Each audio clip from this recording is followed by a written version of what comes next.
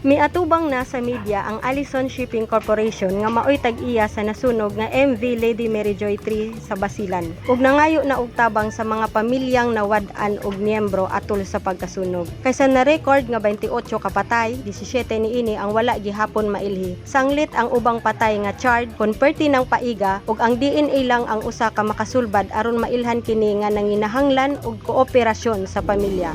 We will coordinate with all the families of the passengers.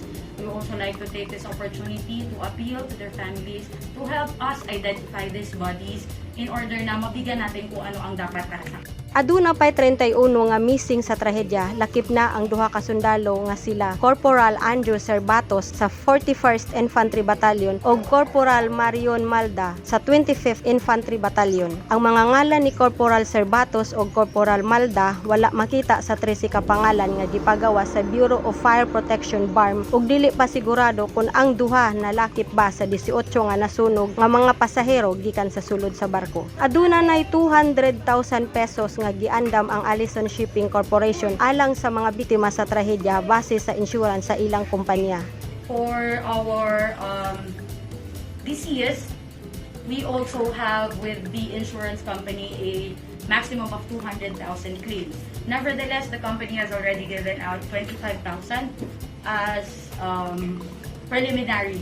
Matod sa management sa Allison Shipping, nga 400 ang kapasidad sa ilang barko, busa dili overloaded ang mga pasahero niini. Mihatag na sab sila og inisyal nga hinabang sa mga pasaherong nakalingkawas sa trahedya.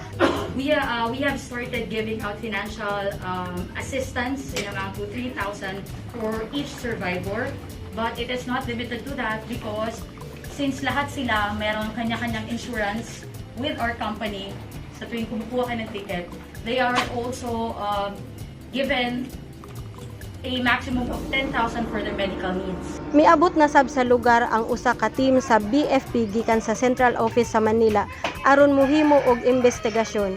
Sila ang motino kung unsa gyud ang sinugdanan sa kalayo. Kung tinuyuan ba kini, Sherry May Gonzalez, Newsline Philippines, Basilan Province. Stay safe.